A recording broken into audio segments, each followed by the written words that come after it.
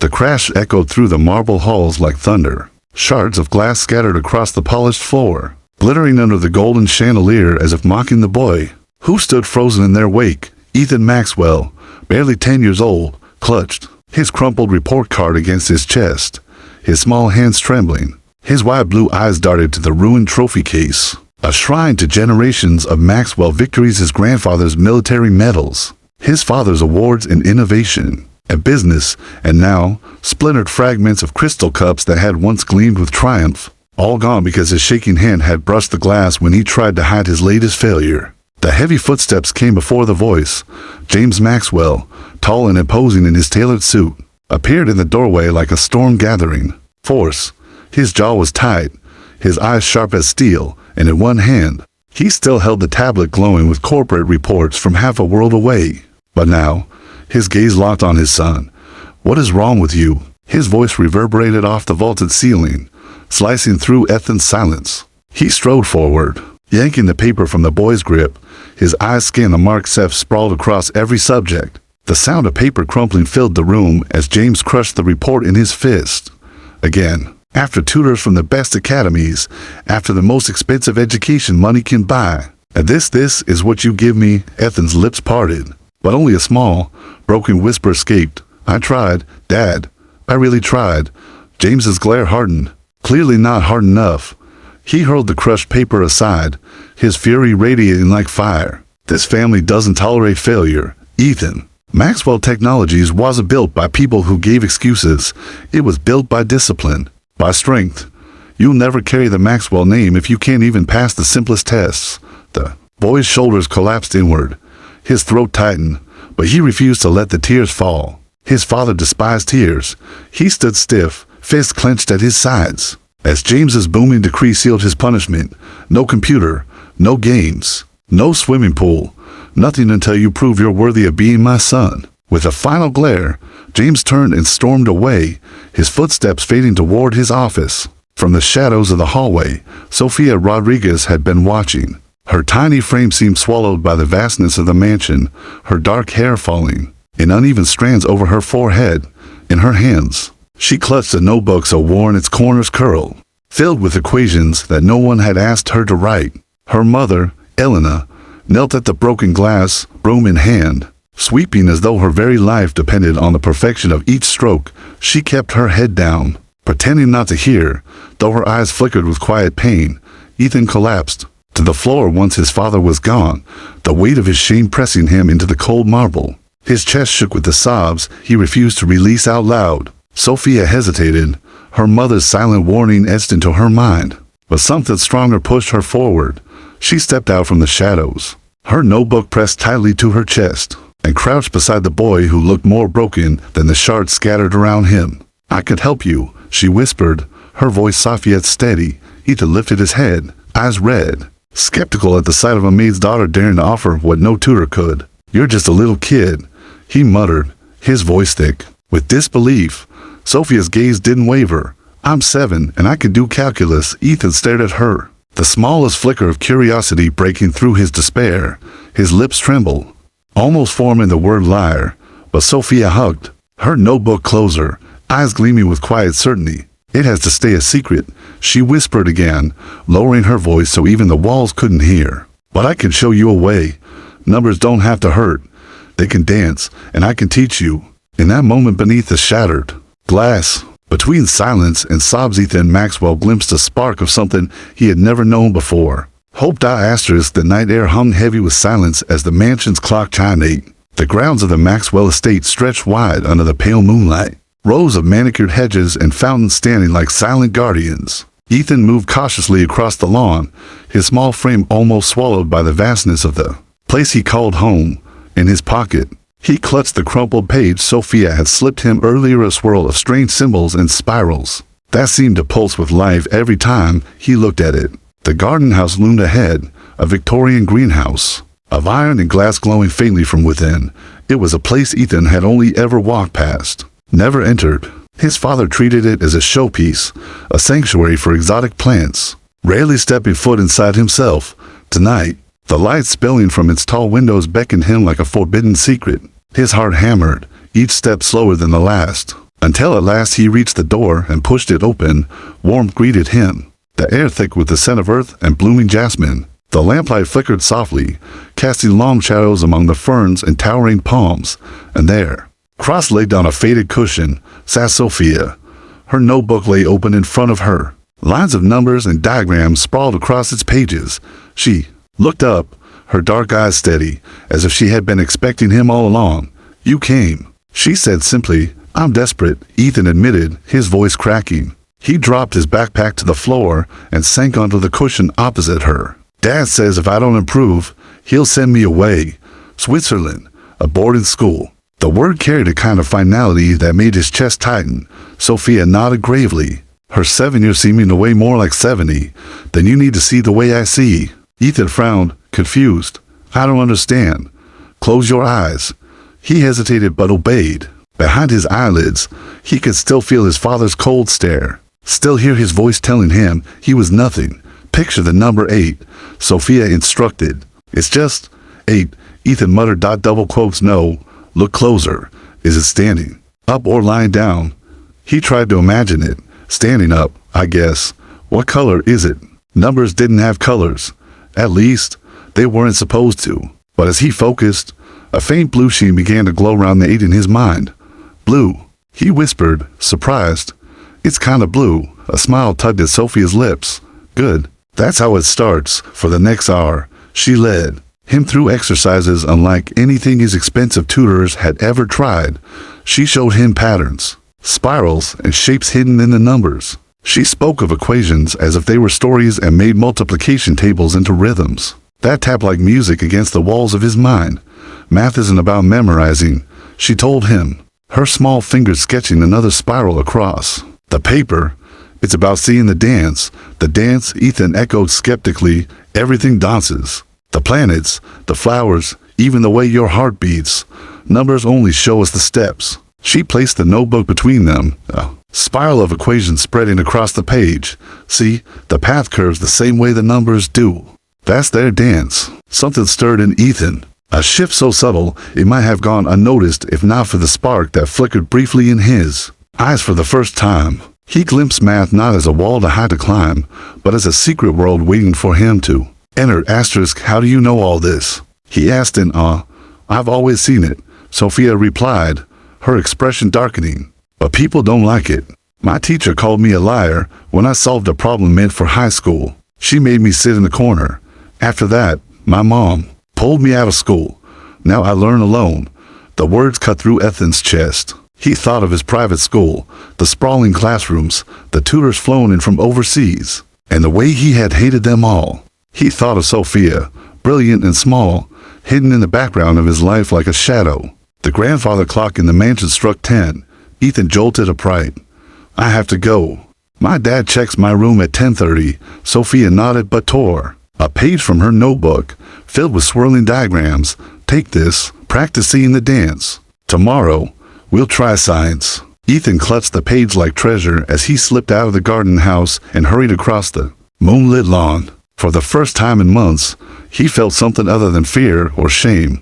He felt hope. But inside the mansion, the walls had ears. Elena Rodriguez dusted the library shelves when James Maxwell walked in, his presence cold and sharp. She startled, nearly dropping her duster. "Double quote, sir. I thought you were still on your call with Tokyo," she stammered. James's expression was unreadable. "Where's your daughter tonight, Elena?" "In the staff quarters, sir. Sleeping." Her voice trembled. James's eyes narrowed. "Strange. I saw lights in the garden house." Asterisk, "Probably the timers for the plants," Elena offered quickly. "Probably," James said, though his tone betrayed disbelief. He lingered a moment longer, then added, "I'd like to meet her tomorrow, properly." When he left, Elena's knuckles whitened around the duster. She whispered under her breath, heart pounding, "What have you done, Mihija?" And in the quiet halls above, Ethan slipped back into his room unseen, clutching the secret page Sophia had given him unaware that his father's suspicions were already closing in. The next morning dawned with the weight of expectation. Sunlight spilled into the Maxwell breakfast room through tall arched windows, gilding the polished table where Ethan sat. He pushed scrambled eggs around his plate, appetite gone, his eyes flicking nervously to the towering figure at the other end. James Maxwell typed furiously on his tablet, every keystroke sharp and efficient, as though even the act of eating with his son was wasted time unless paired with business. Finally, James spoke without looking up. Dr. Harrington's office. Called. Your testing is scheduled for Friday. The words struck like ice water down Ethan's spine. Testing? He asked, voice barely more than a whisper. James set down his tablet, folding his hands with calculated calm. Comprehensive cognitive assessment will determine what's wrong with you. No more excuses. There's nothing wrong with me, Ethan said, surprising himself with the strength in his tone. He had Sophia's diagrams tucked into his pocket even now, her spirals of numbers still fresh in his mind. James's eyebrows arched slightly, intrigued by his son's flicker of defiance. Your academic record disagrees. He resumed his typing. The conversation dismissed as easily as a deleted email. Ethan stared down at his plate, jaw clenched, his heart hammering. The echo of Sophia's voice returned. Numbers don't hurt, they dance. He swallowed hard. Somehow, someway, he had to protect this fragile hope. That night, when the mansion grew quiet and James retreated to his study with a tumbler of whiskey, Ethan slipped back to the garden house. Sophia was already there, perched cross-legged on her cushion, her notebook open like a spell book of secrets. You're late, she said, though her tone was playful. My dad. Ethan sank onto the cushion, rubbing his temples. He's sending me for some big test. He thinks I'm broken. Sophia studied him with eyes far older than her years. You're not broken. You're just looking with the wrong eyes. She handed him a sheet filled with odd drawings, trees branching, seashell spirals, the shape of galaxies. Science is numbers, too. Patterns everywhere. Look, she pointed to a fern frond, then traced the same spiral in her notebook. Nature already knows math. We just have to see it. For the next 2 hours, Ethan was lost in her world. She showed him how the veins and leaves mirrored river systems, how constellations formed triangles and arcs, how even the rhythm of footsteps could be measured. It was like stepping into a hidden universe that had always been there, waiting. You learn fast, Sophia said at last, a small smile curling her lips. Faster than I expected. No one's ever taught me like this before, Ethan admitted. They just yelled when I didn't get it, or gave me more worksheets. You make it feel. He searched for the word, alive. Sophia's eyes softened. That's because it is. Everything dances, remember, but neither noticed. The faint shadow moving beyond the glass walls, a figure, tall and broad-shouldered. Watching in silence, James Maxwell stood just beyond the garden house, the tip of his cigar glowing faintly in the dark. His jaw was tight, his eyes narrowing as he watched his son actually laugh beside the maid's daughter. When James returned to the mansion, his mind was already calculating. He summoned Elena Rodriguez to his office the following morning. She entered nervously, smoothing her apron, her heart pounding as James gestured to the leather chair opposite his desk. Sit, he ordered. She obeyed. James leaned forward, his eyes sharp. Tell me about your daughter. Elena froze. Sophia? She's just a child, sir. Quiet. She helps me sometimes when school is out. That's not what I asked. His voice cut like glass. Where is she learning what she knows? She reads a lot. She's curious, Elena stammered. James's gaze bored into her, unblinking. I saw her with Ethan, teaching him. Elena's stomach drop. Sir, please. She means no harm. She just wants to help. Help? James's voice rose, cold and furious. You presume to tell me my son needs help from a maid's daughter? Do you understand how insulting that is? Elena's eyes filled with quiet fire, though her voice remained steady. With respect, sir, your son doesn't need another tutor. He needs someone who believes in him. For a moment, silence thickened in the air. James's jaw flexed, his fury held in check by the thinnest thread. Finally, he dismissed her with a curt wave. Get out. Elena stood, heart pounding, but before she left, she whispered something that made James's hand freeze over his papers. Sometimes, sir, the answers you're paying millions for are right under your roof. When she was gone, James sat back, staring out the window toward the garden house. His mind raced. He didn't believe in coincidences. If this little girl truly had something, if she had given Ethan what no elite tutor could, then perhaps she wasn't a threat. Perhaps she was an asset, and assets, James Maxwell believed, were meant to be owned.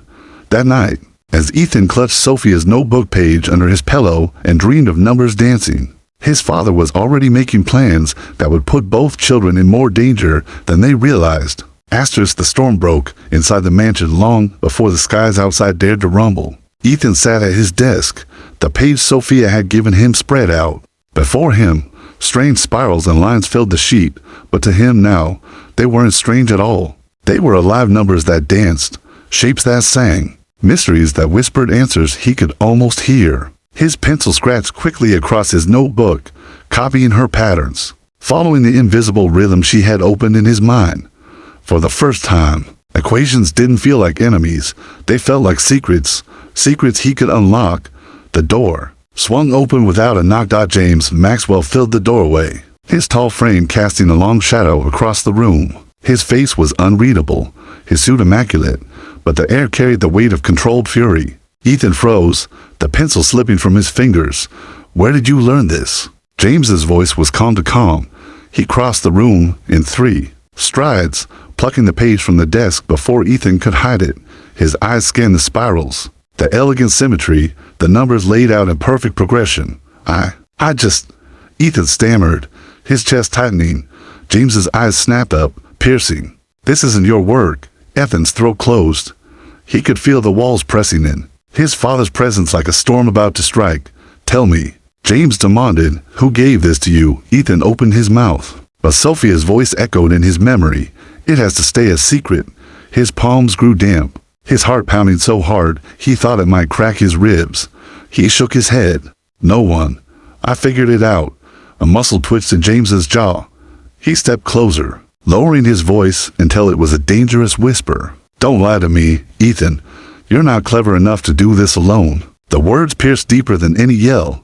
Ethan's fists clenched at his sides, shame and anger flooding through him. Was it one of the tutors? James pressed. "Did you sneak onto the computer?" Or, his eyes narrowed, sharp and calculating, was it her? The silence was suffocating. Ethan didn't answer, but the flicker in his eyes betrayed him. James's lips curved into something between a sneer and a grim smile. "I knew it." The page crumpled in his fist. He turned abruptly, striding toward the door, and Ethan's panic surged. "No. Wait, please don't." But James was already gone, his footsteps heavy against the marble halls. Ethan bolted after him, fear clawing at his throat. He caught up just as his father reached the staff quarters. Eleanor Rodriguez stood in the hallway, startled, her duster still in her hand. Sophia peeked out from behind her mother's skirt, her notebook clutched tightly to her chest. James's gaze fell on the little girl, cold and assessing. "So, you're the one." Sophia didn't flinch. Her dark eyes met his, steady and unafraid, though her small fingers curled tighter round the notebook. "Sir," Eleanor began quickly, her voice trembling. Sophia was only silence. James's voice cracked like a whip. He stepped forward, towering over the child. "What did you teach my son?" Sophia's lips pressed into a thin line. She said nothing. James leaned closer, his tone sharp and scathing. "Do you think you're clever? Do you think you've done something extraordinary? Teaching tricks to a boy who should already be excelling?" Sophia finally spoke, her voice low but unyielding. "I didn't teach him tricks. I showed him how to see." The words hung in the air like a challenge. For a long, tense moment, James stared at her, his eyes searching. The silence thickened until Eleanor stepped in front of her daughter, trembling but resolute. "Sir, if you want to be angry at me." She only wanted to help. James straightened, his expression unreadable. "Help? You dare presume to succeed where the finest tutors in the world have failed." Eleanor's voice cracked, but she didn't back down. "Sometimes the finest answers don't come from the world you built, sir. Sometimes they come from the one you overlook." Something dark flickered across James's face, and for a heartbeat, Ethan thought his father might explode in rage. Instead, James exhaled slowly, controlled. "Very well. If she is as remarkable as you claim, then she will prove it. Tomorrow." Eleanor's breath caught. "Prove it? How?" James's eyes shifted back to Sophia, sharp as a blade. "I'll give her a problem. One that has defeated entire teams of Maxwell Technologies engineers.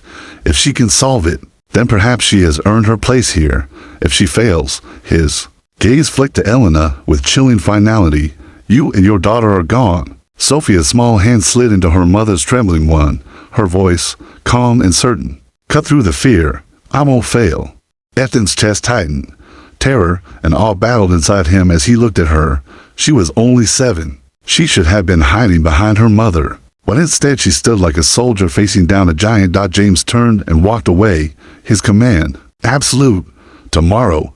Then, when his footsteps faded, the hallway fell silent. Elena collapsed into a chair, her face pale. Mihija, what have you done? Sophia looked down at her notebook, her eyes ancient in her young face. Something important, Mama.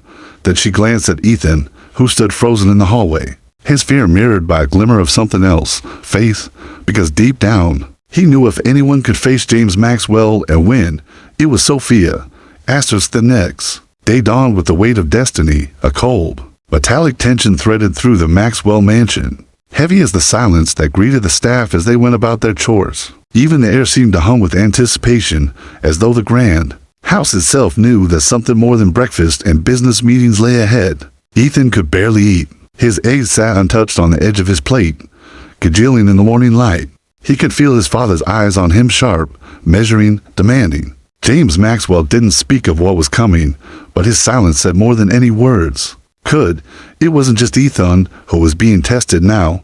The weight of judgment had shifted to Sophia. By noon, James had gathered them in his study. The room was a cathedral of intellect, mahogany shelves lined with books of science and law. A wall of accolades gleaming in frames, and on the desk, a sleek computer screen glowing with the problem James had prepared. Ethan stood near the back, his palms damp with sweat.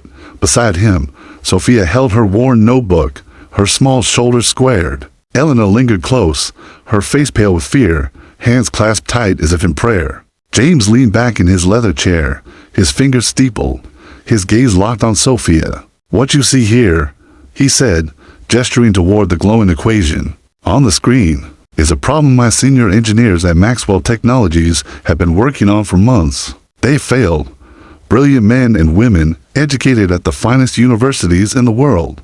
Unable to solve it, and you, a maid's daughter, claim to have something to teach my son. Prove it. The screen displayed an advanced algorithm for optimizing energy flow in a quantum processor, a problem so complex Ethan couldn't even begin to understand the symbols. His stomach sank.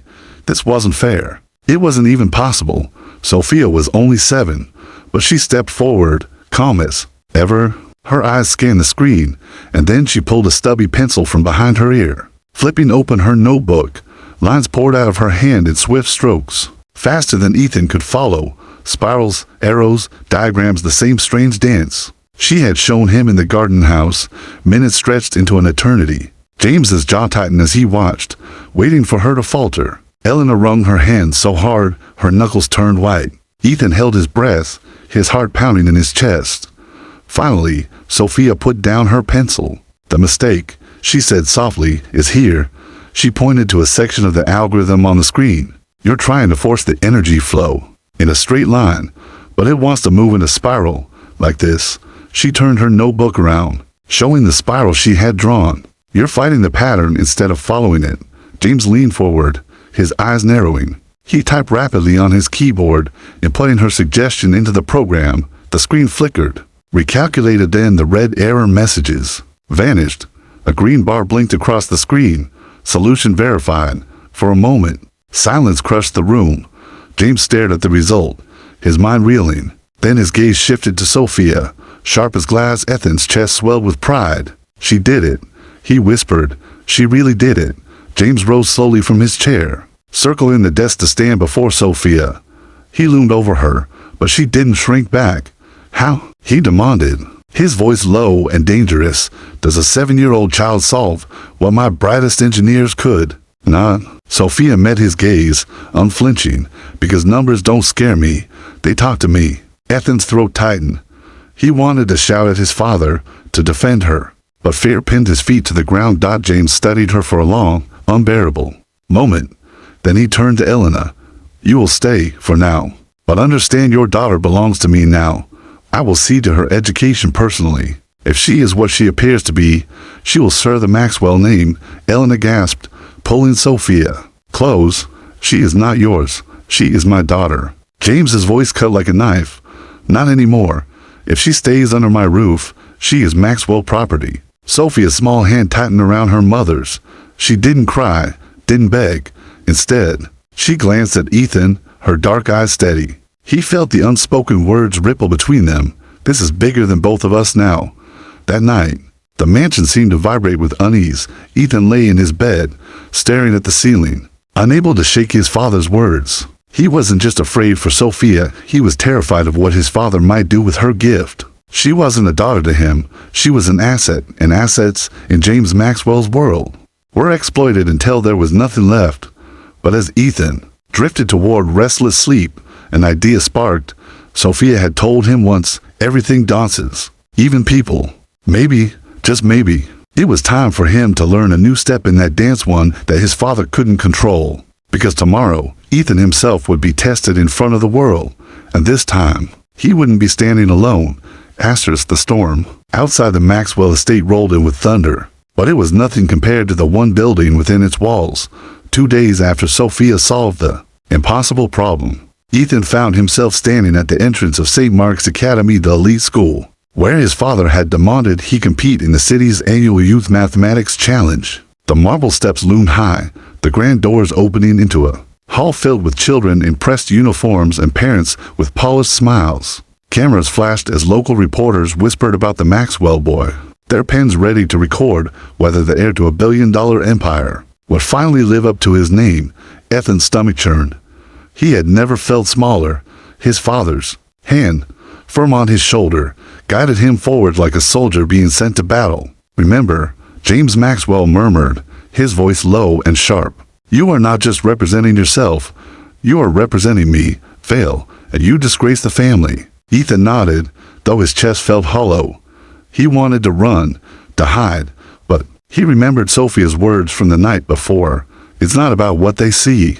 It's about what you see. She had slipped him another page of spirals before he left, whispering, "The patterns are everywhere. Just trust the dance." The competition hall was a cathedral of silence. Long rows of desks stretched beneath glowing chandeliers. Chalkboards lined the walls, each bearing equations that twisted like vines. Ethan took his seat, his pulse racing as the first problem appeared on the projector screen. Around him, children bent their heads, pencils scratching with mechanical precision. Ethan stared, frozen, numbers blurred. His throat closed. For a terrifying moment, the old panic returned. He could hear his father's voice in his head. "You're not clever enough. You're a failure." But then he closed his eyes. He pictured Sophia's steady gaze, her voice whispering, "See the dance." Slowly, he breathed. The numbers shifted, shapes emerged, triangles spun into spirals, lines curved into waves. He saw not chaos but rhythm, and suddenly, his pencil moved, problem after problem. Ethan let the dance guide him. Where before he saw walls, now he saw paths. Where once there was fear, now there was music. His small hand flew across the paper, surprising even himself, when the clock struck the final bell. Ethan looked up, sweat on his brow, but a quiet certainty in his chest. For the first time, he felt like he belonged here. The judges whispered among themselves as they graded. Reporters leaned in. Anticipation thick in the air.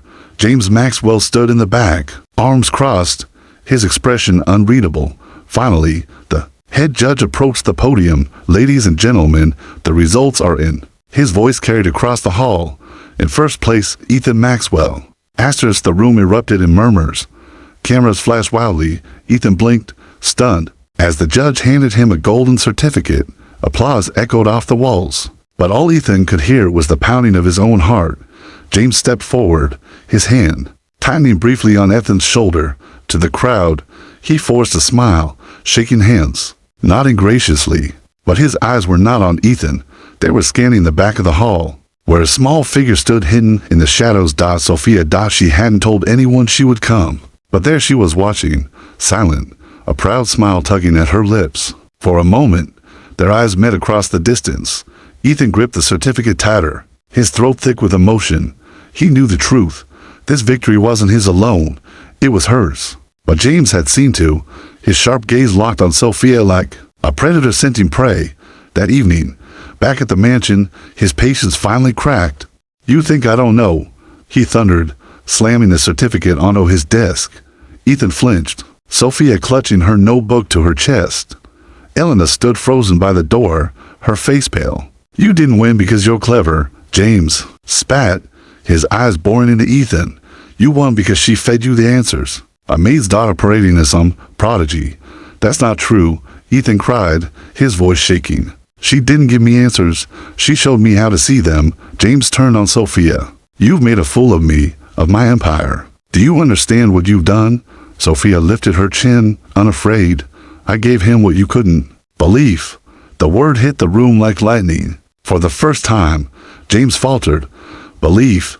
He had built his world on dominance, on control, on iron discipline. Belief had never been part of his equation. You think this makes you powerful? James hissed.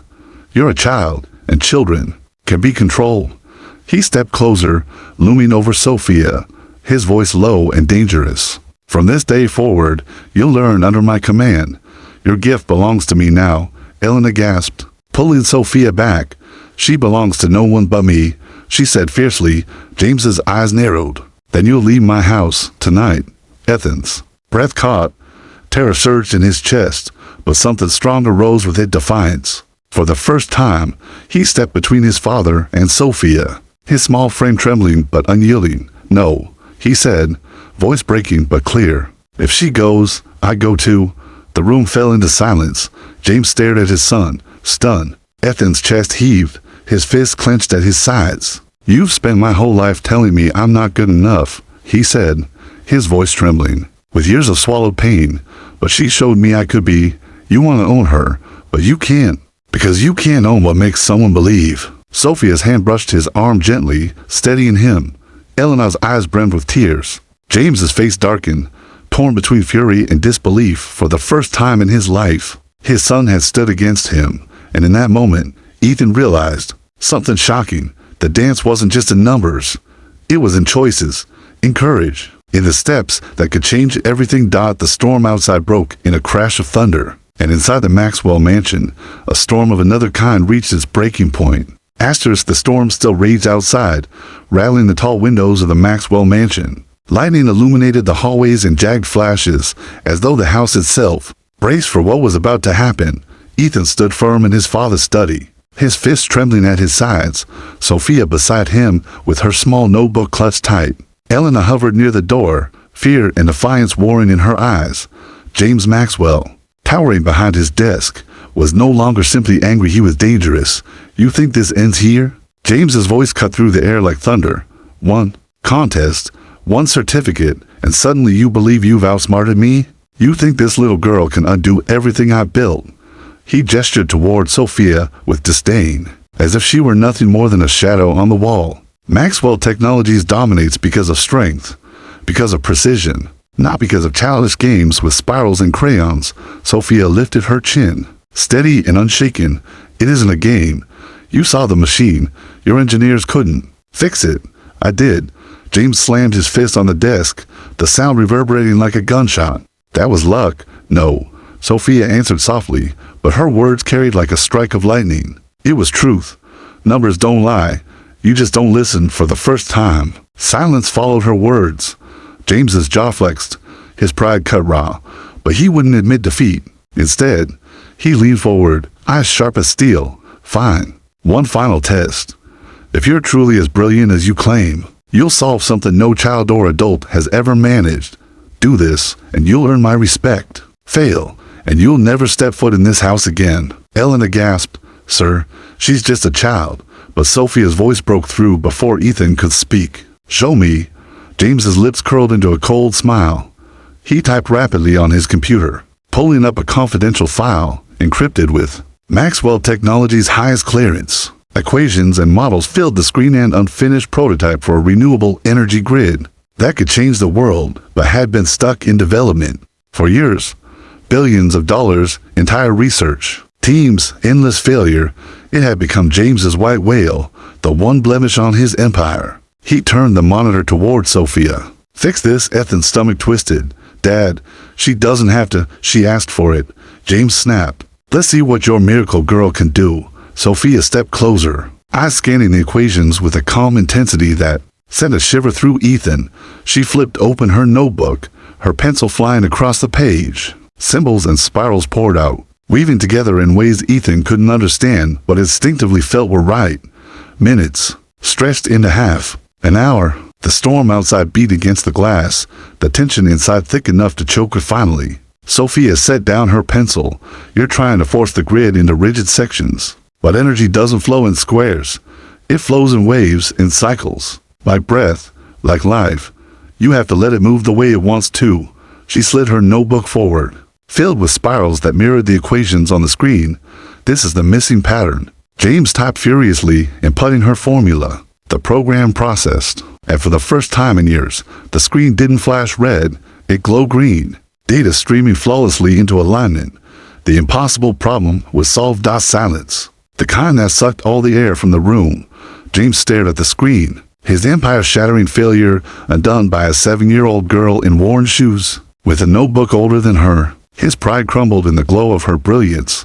Ethan's breath caught, awe and relief surging through him. She did it, he whispered, his voice trembling. She really did it. James's eyes lifted slowly to Sophia. For the first time, there was no fury, no sneer, only shock, but pride and humility were foreign to him, and he clung to control like a drowning man. You belong with me now, he said hoarsely. With my company, with my resources, your mind could. No, Ethan's voice cut through like a blade. He stepped between his father and Sophia, his chest heaving. She doesn't belong to you. She doesn't belong to anyone. James's face hardened. You don't understand what she is. I do, Ethan said, his voice shaking but strong. She's my friend. She's the reason I finally believe in myself. You wanted to find what was broken in me, but there was nothing broken. I just needed someone to see me, and she did. You never did. The words shattered something deeper than glass. James froze, his son's defiance a mirror to the boy he himself had once been, the boy crushed under his own father's demands, who had buried weakness under iron discipline. Elena stepped forward then, her voice trembling but resolute. You can try to own the world, sir, but you will never own her spirit. Sophia looked up at James, her eyes calm, ancient. You asked me to prove myself. I did, but the real test isn't mine. It's yours. The room held its breath. Thunder rolled, shaking the house, as if the storm itself awaited James Maxwell's answer. For a long moment, he said nothing. His empire, his pride, his legacy all trembled in the shadow of a little girl's spiral. Finally, with a voice stripped of its power, he muttered, "Get out." Eleanor's breath caught. "Sir, get out," James repeated, turning away, his face hidden in the glow of the computer screen. He couldn't look at them, not Sophia, not Ethan, not even himself, and so they left. Sophia clutching her mother's hand, Ethan trailing behind, his certificate still tucked in his pocket. But as they stepped into the storm, something inside Ethan felt lighter. He had faced his father, and for once, he hadn't broken. The mansion loomed behind them, but the future stretched ahead, uncertain, terrifying, alive. Ethan glanced at Sophia as lightning split the sky. She met his gaze, her notebook pressed close, her voice barely audible over the rain. "You'll never fail again," she whispered. "Not because of me, because now you see the dance," and for the first time in his life, Ethan believed her.